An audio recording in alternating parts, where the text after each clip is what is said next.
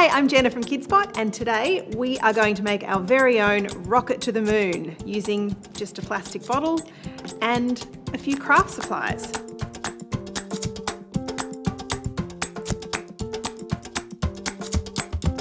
So first of all, we're going to paint our rocket, and once you've finished painting, let's put it aside to dry.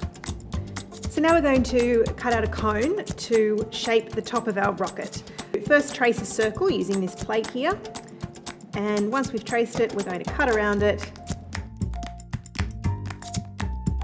and then cut a small slit so that we can shape the cone together, sticking it together with some of our sparkly tape.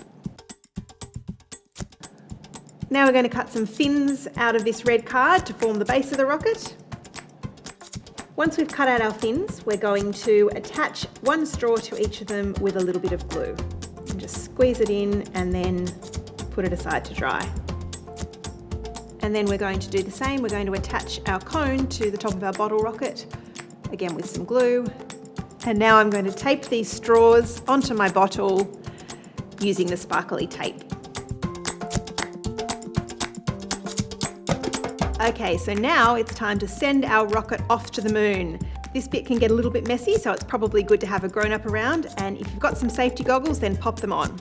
So what you're going to need is some paper, some bicarb soda, and a funnel.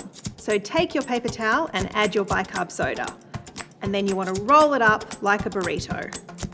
Now take your funnel and fill your bottle up with vinegar, about a third full. Then you want to take your paper towel filled with bicarb soda and place it into the neck of the bottle and secure it with a cork. Be very careful here, we don't want to tip it up. That's it, now our rocket is made and we're ready for liftoff.